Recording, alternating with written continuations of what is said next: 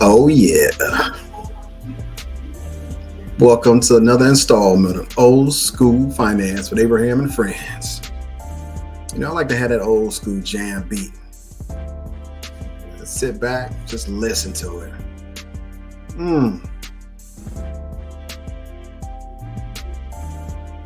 Well, we're about to wrap up the month of April. This year is flying by. I said, well, time to put together another installment. Something, we can all work with. Something that's going to help us out. Oh, but I got to show off my new t-shirt. I got a t-shirt. Education without execution is like a paperweight, which leads us into what we're going to talk about tonight. Got a couple PowerPoint slides. We're going to talk about them kids. You know about them kids. And if you don't know about them kids, go by and see somebody else's kids. Your aunts, your uncles out there, your daughters, you're raising other people's kids because it take a village. You met somebody's kids. And it's interesting. Kids are some interesting little people because they're genetically linked to us 50-50. Mom takes 50%, dad takes the other 50%. So you never know exactly what you're going to get. You might get your aunt from back in the days. Who knows?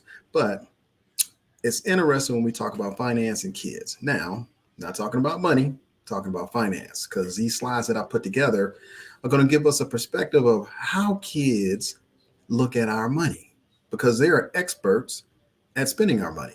They're even better at spending our money than we are spending our money. So let's jump right into it. Let me pop up my slides. Only got like two of them, so we ain't got a lot. Let's kick it off. Kids and your money, a kid's perspective. Now, kids watch when we think they're not looking. They learn when we think they're not listening. Interesting. And we could give them this same advice 10,000 times, and somebody outside of the family circle can give it to them once. And they'll be like, that's golden. That's when we really love our kids. We love that we're not going to kick them out the house with that one. But we really love them. But it takes a village. So always keep that in mind. It takes a village for them to learn. And sometimes they have to learn through other methods. But kids and your money, a kid's perspective. Okay, let's kick off. Here's some interesting. So what I did was I went out and I talked to some kids. Now, when I say kids, I'm talking about kids that are 19 and below, not you 20-year-olds, because you turn the corner to adulthood. You might be still living at the house, but you still can't be called a teenager anymore. So I moved you into different categories. But here's some of the views that parents have about money, some of the views kids have about money. I thought it was an interesting little conversation I was having with some folks. So I figured I'd share some of the little highlights. Parents' views. Entitlement to a lifestyle without an understanding of how money fits into the equation. Now, that's pretty interesting because most of the people in my generation or my friend group, they want their kids to have better than what they had. Now, most of us did not have a horrible life. We may not have had, the technology that they have today, but we pretty much had food on the table. We could go places. Now, there was no trips in there. I think I didn't go to Six Flags until I got a job at Six Flags in Georgia working there. But still, nevertheless, we create a lifestyle for them as they're our children to give them a better life, but we don't create the environment to let them know how you create that lifestyle. They may see you get up, go to work every day, involve them in that. Then we bounce over to the kids' view. Feels like parents create the environment, no responsibility to money versus spending habits. Well, here's the thing. We want you to have it. We want you to have everything, but we also need to tell them, hey, here's what it takes to support what you're trying to do. So when you want to go out here and go to the movies or you want to hang out with your friends, I have to go to work, get a paycheck to give you some money from the deduction of everything else that comes with that paycheck. Paying the mortgage, paying the rent, paying the car note, paying the cell phone bills. Some of y'all got like 5 people on your cell program. And I'm like, no. Everybody else above the age of 15 gets a job paying their own cell phone. But that's just me. I only got one kid too. Another one, parents' view. Number 2, need to cut off the money faucet, but feel bad because they created it. I talked to a lot of people that felt bad for not giving the kids the money. And I'm like, no, my mom ain't never felt bad about not giving me no money. Old school is different. She ain't never felt bad about not giving me no money, or at least she never let me see it.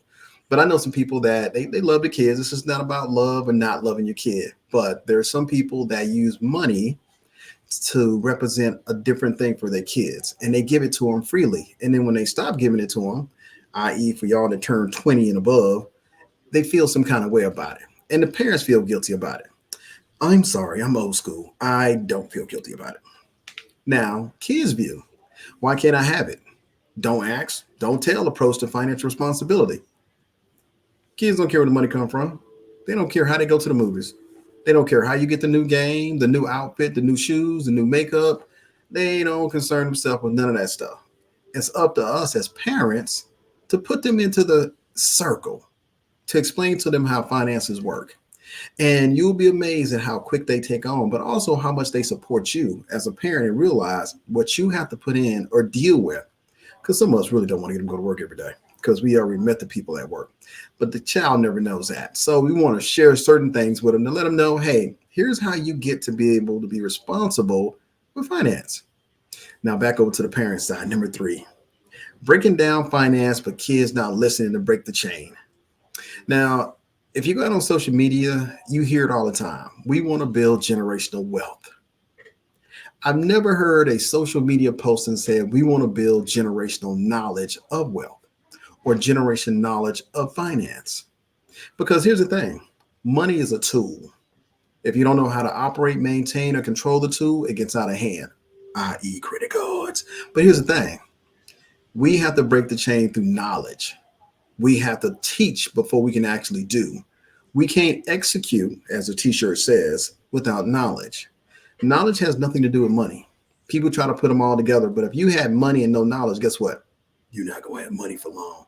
But with knowledge, you know how to manage, you know how to keep you, and you know how to build a foundation. Let's jump over to kids view number 3. My friends' parents let them have anything they can. They can't. What?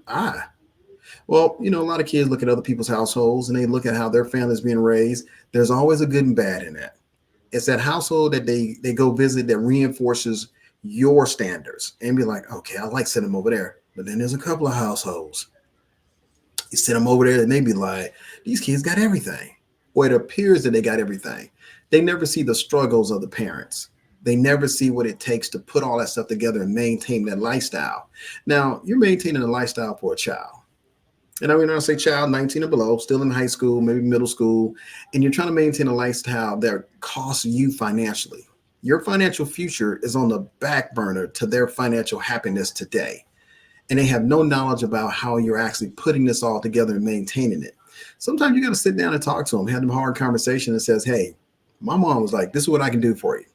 I'll get you this for school clothes for the new school year. If you want anything else, you get out there and get a job. So at 16, I had me a little job, but that job afforded me the understanding of responsibility. And also, I really realized how she made her money. She went to work at a bank. I'm sitting here at McDonald's getting burnt up by fries, but I understood how the money worked. And when you get a paycheck, yes. And I met Social Security and I met FICA. We still are not friends, but I met them both on my actual check. So share that information with your kids. Let's jump back over to the parents' view. Number 4, money, material things makes them happy, but not impacting positive results. I know some D students out there. Be talking to the parents because you know we sit down, we relax, and we talk about our kids. Now, your kid got a D, but he got the new PlayStation game. He got the new Jordans. He got the new everything. And you're like, hold up, wait a minute. Why in the world? Oh, there's some drop. Why in the world are we rewarding behavior that's not conducive with performance? Now, at a minimum, we want you to learn something. Now, I'm a true believer as an old school parent. You only got to go to school and do one thing. So if you bring a D home, you worked at it, not in a good way. So let's don't reward the mediocrity of action. Say, hey, if you want something, work for it. Now, that doesn't mean that you got to put your kid on the gang. I mean, chain gang. But teach them the responsibility of this is how finances work, and this is how you can work towards building your finances. Let's pop over to number 4. For the kids' view, I see you spending money all the time. Why can't I put it on the credit card? Let me tell you something. A credit card has never jumped out of your pocket and spent anything. So don't blame it on the credit card when you got a balance on it. Don't blame it on the credit card when you got a finance charge on it. Don't blame it on the credit card when you got 4 vacations back to back put on the credit card because the credit card didn't do anything. But the behavior of what your kid sees. And that's where it goes back to the kids see a lot that we don't think they see. So when we go to the grocery store, they don't know the difference between a debit card and a credit card for some of them. So when you pull it out, they think, oh, the card paid for it. They go to the gas station, you swipe the card. You go to the movie theaters now, you swipe the card. And if you really advance, you tap the card. Thank you for all you tappers out there. Bam, you tap the card, it's paid for. It's like magic. All you Starbucksers, tap the card. But that's what the kids see and that's what they understand. It's up to us as parents to explain to them, yeah, I may tap that card. I need you to open up your bank account on your phone and say, see that money? You got transferred out. So that's how much I got left. I bought you a Starbucks coffee with cappuccino and whatever else goes in those. And now it's been taken out to my account.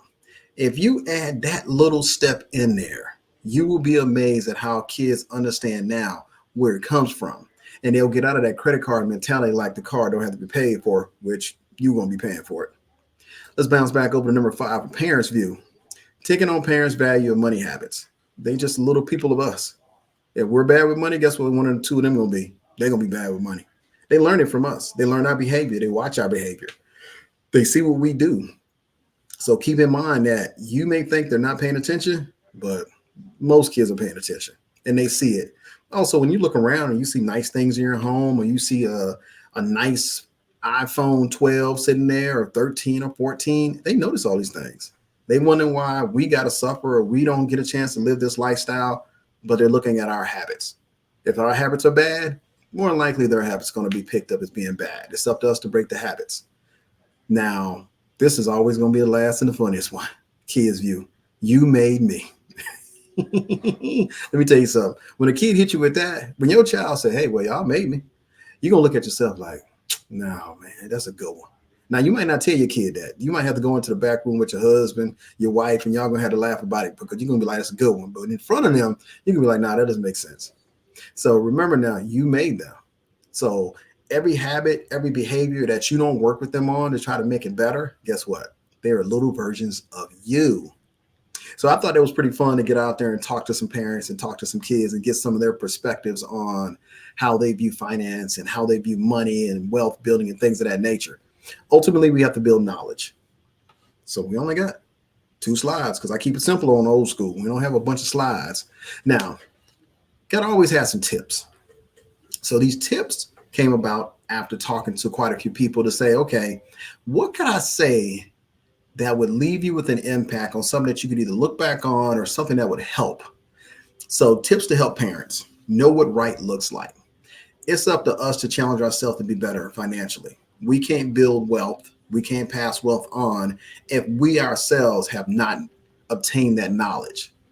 So step back, surround yourself with some people that help you. Let me tell you something. Social media is a great outlet for snippets of information. But if you don't know what right looks like, you will fall for anything that happens on social media.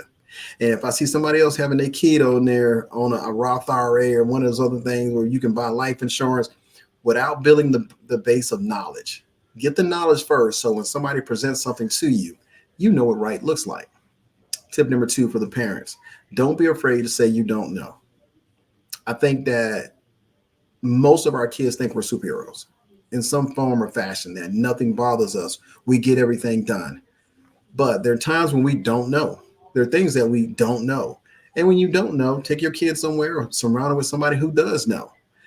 At some stage in their life, they're going to appreciate that you stop what you were doing and say, hey, now let's go talk to this individual over here. Now, also refer back to number 1, know what right looks like.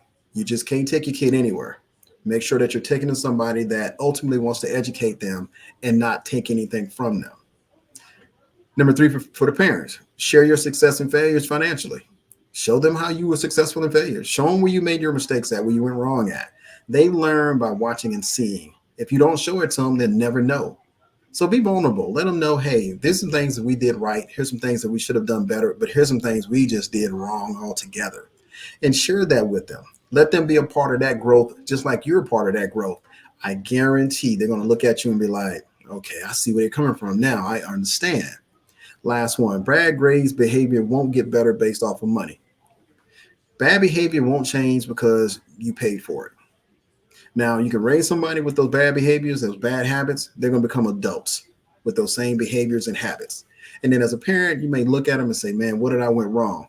Well, you went wrong when you at 6, 7, 8, 9, 10, 11 years old because you rewarded bad behavior. And you know what? It's not something that's easy. Don't get me wrong. We love our kids. We want the best for our kids. But sometimes it's nice to see them cry in the corner because they didn't deserve anything.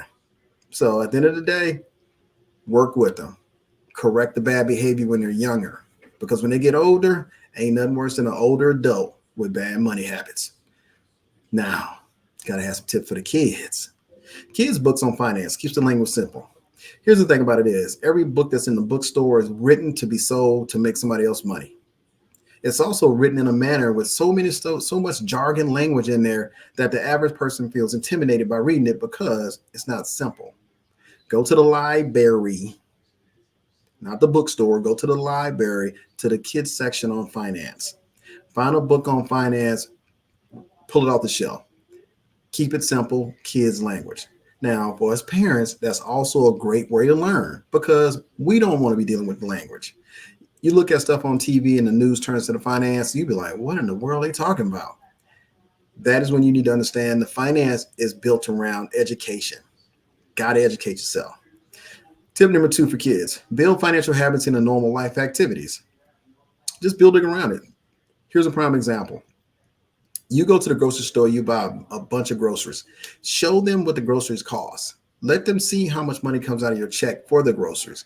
Now, when they start taking things out of the cabinet, eating up things, you say, hey, look, you done ate up at least $40 worth of food. I just bought groceries yesterday. Put it all together for them. Let them feel and understand that. That way they have a better idea and it becomes a normal part of their day. If you go wash your car versus hand wash your car versus taking it to the car wash, say, okay, this is going to be $10.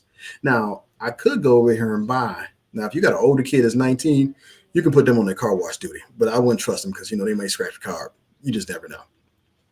But build anything in the finances around the household. So one, you don't have to worry about it. It's something that's normal practices. Okay, number 3, use things in the household as investment examples to reinforce financial behavior. Go out there and get one of those big old Coke bottles and have them put money into that Coke bottle. Create a habit for it. Say, hey, at the end of the year, whatever you have saved, I'll match it. Make it an adventurous thing. Make it a habit where they understand savings, percentages. When they understand this language, it's not something that's new to them. They can be like, oh, okay, well, I understand what they're talking about. Okay, now that makes sense because we started young and it's a part of their normal behavior to hear these words, to use this language. So somebody can't tell them they know what right looks like. The next one, surround them with like-minded behavior. Put them in environments where they're around somebody else at that same age or that age group that's trying to do the same thing. I mean, we have so many online accessibility things. Find something for kids and say, hey, you know what? We're going to put you in a program for kids where you may purchase stocks. When I was a kid living in Atlanta, I went to a program called Junior Achievers. I'm not sure if anybody remember Junior Achievers, but it was a group of kids that were in high school. I think I was a junior at that time in high school. And we used to meet once or twice a week. And we used to talk about doing business ventures and stuff. But it was a good program and it helped me out to better understand how do you build a company when in high school. So reach out, find the programs that help your kids to better understand finances, to get a better education on finances. Last one. Set knowledge goals and not money goals. You never lose knowledge, but money will come and go. I'm going to read that one again. Set knowledge goals, not money goals. You'll never lose knowledge, but money comes and goes. And here's the thing about it is, money is not the equation. Knowledge is the equation. Because we get money on a paycheck twice a month, we spend it twice a month. It's the knowledge that we obtained throughout the years that we started investing, 401ks, mutual funds, stocks, bonds, 529 plans. We start putting money in there because we started understanding and getting the knowledge of it. So look at your own path and say, you know what? I started investing when I had more knowledge. I didn't start investing when I had money because we've had money for years, but we didn't have the knowledge to know exactly what to do with it. And that's what people are banking on society, that you never learn the knowledge to know what to do with it. Because ultimately, when your money starts working for you, then you've made it. Because now that money starts to capitalize, it starts to compound, and then guess what? You're back to old school wealth building because now your money is working for you. And that's one of the things we got to look at when we start doing financial knowledge. So always keep the knowledge forefront.